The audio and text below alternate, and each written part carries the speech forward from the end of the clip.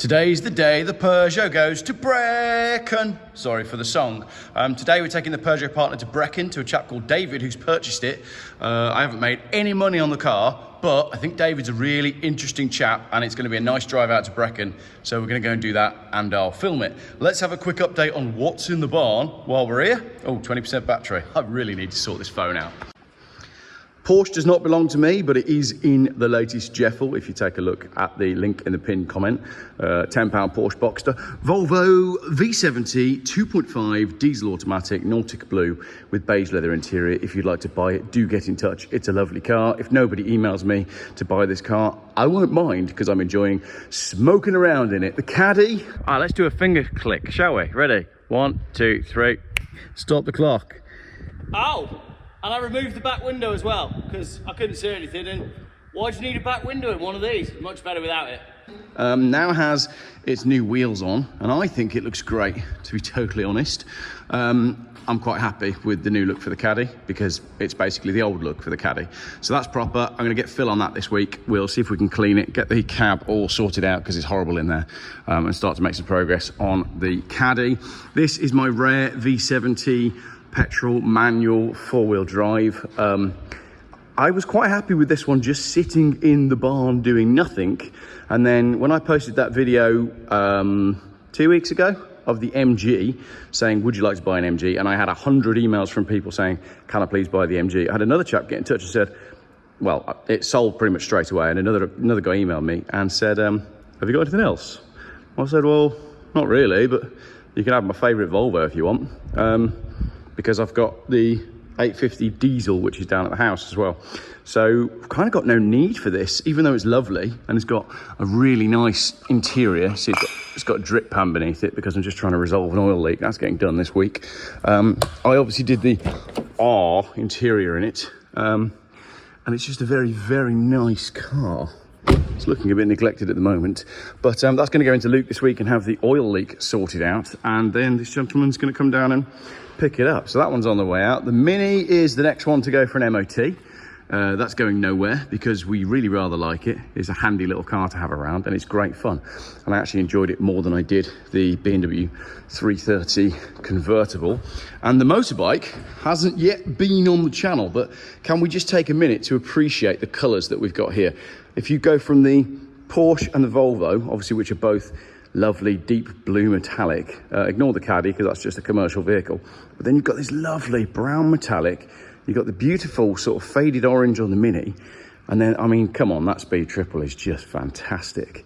I will do a special video on the Speed Triple at some point, but got to get around to doing that. So right, today we're off to Brecon and then more motorhome work. Hopefully we can have a second attempt at an MOT for the motorhome this week. All the windows and stuff are in. I've apparently found a window that I had broken, so it can have all its correct windows in. Number plate lights will go on, windscreen wipers will go on. I've got a plan for the cracked windscreen. The last bit to do on the motorhome is this bit here, which is the kind of storage section. Now, when we were going to take this for an MOT, Phil basically just put this piece on as a last minute thing just to sort of cover it up, ready for the MOT. We need to do a proper opening hatch so that it's got a locking hatch. That'll probably be done out of aluminium. And also this aluminium is the same color as that brown Volvo. That's the paint that I used. Sandstone pearl metallic. So this bit is still to do with a box on there. And then this week, plumbing, last bit of electrics for the number plate lights and the upper lights. And then we should, in theory, be all good to go. Then it needs to go over to Studio Upholsterer to have the interior seats done, and then it needs to go to Russ, the sticker man, to have our sticker design put on it, which is quite simple. There's nothing exciting. So I'm hoping that that is a combination of progress. What do you think of the Boxster? It's a 2.5, it's about 85,000 miles. I don't find them all that exciting, but it's a Porsche, isn't it? It's a Porsche, and I love that someone has done the documentation and spelt Porsche wrong. So that's the Porsche. The Volvo's lovely. This is a really nice car. I try to think what's in it at the moment. Oh, nothing actually. Empty can of iron brew and a mug. I'll take that mug back to the house and clean it. But this is just a lovely thing. It's a very easy car to live with. Big 2.5 litre diesel, automatic, 192,000 miles, barbecue coal in the back. Can come with the barbecue coal if you want. And just a nice thing. Yeah, just don't mind having this around at all. I've owned this a little while. It just took a while to sort of end up with me. It was with Paul in Stockport for ages. And then it eventually came down to Worcestershire. And first time I drove it, I thought, this is a bit nice.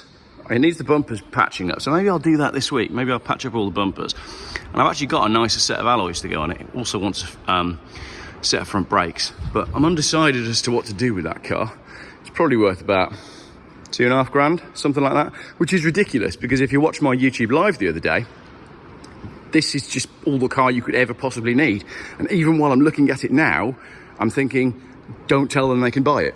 So if you want to get in touch, we could talk about this car, but that doesn't necessarily mean you can buy it. It's got a sunroof and everything, and I've got Saab roof bars on it, proper Saab roof bars, although they're not quite big enough for this car, but I think they look quite good at the back. And I was carrying something the other day, but they're not wide enough to go to the front of the car. Because would you believe it, the front of a Volvo P80 roof bar is wider than the back. There you go, a little fact that you didn't know. The Caddy, I realise that we're going around again, but I'm quite enjoying making this video. I've never done a fleet update before, and most of the cars are here at the moment. The Caddy interior is absolutely foul. All of these rubber mats need to come up, the seats need to come out, then the floors and everything need pressure washing and vacuuming, and then it needs, I'm going to do a proper valet on it. Geoff, why are you doing a valet on a barn find? Because I think it'd be fun, and it'll give us some inspiration for what we're going to do next. I pulled the window out just yesterday, because I couldn't see when I was reversing, and we ain't going to be using that window anyway. So if you want this window, do email me, geoffbuyscars@gmail.com. We're going to have essentially, I'm not going to tell you because that's way further down the line, but Phil's got a plan for that. What else? The bed we're going to cut out. That's probably going to be one of the first jobs.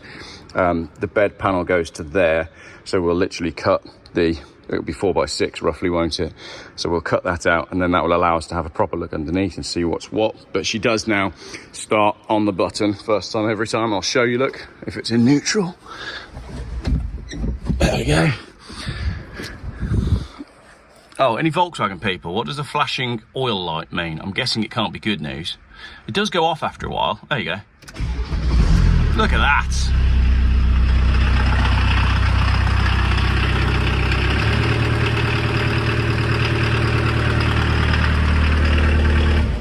The idle's a little bit high, but I don't see that being a major issue because, you know, it's more important to me that it does actually just start up and run and drive. This one starts and runs and drives because I just drove it. So does that one because I just drove it to take a picture. This one doesn't because it doesn't have a battery, because the battery on this car is on this car. I love the Caddy. I love the Caddy. The Mini, as I say, I didn't expect to fall in love with the Mini as much as we have, so that can hang around for a little while. It is now due an MOT, so we need to sort that out. And the bike, I don't have a motorbike license, but I've always loved the Triumph Speed Triple because of the movie Mission Impossible 2. Back when I was a teenager and I thought I was Tom Cruise. So I've always wanted one. And as I said, it's popped up for sale locally. And it's not been messed with. That's what I like about this bike. With Speed Triples, people tend to add lower cowlings, they put carbon bits on it, they mess with the exhaust, they paint the frame, they do all sorts of like modification stuff. What I really like about this bike is other than the exhaust pipe, it's pretty much standard. Yes, I know my rear foot peg is hanging off. Not really bothered about that because, as I said, I'm not using it. I'm riding it around on the farm and that's it. I just love it. It's just such a great looking thing. So there we go. That is a much longer video than I expected. So I guess I'll post this as an independent video. Let me know which one of these cars is your favourite. It's quite a mix, isn't it? Well, it's not. It's two Volvos, let's be honest. But there you go. That is the current Geoff fleet. What do you think about it? You're just happy to be out of the storage container, aren't you? And now you've got, you know, pride of place sitting in the passenger seat of the Mrs. Geoff Strawberry Jam. Skelly Bones is happy, and that's all that matters. Thank you very much for watching.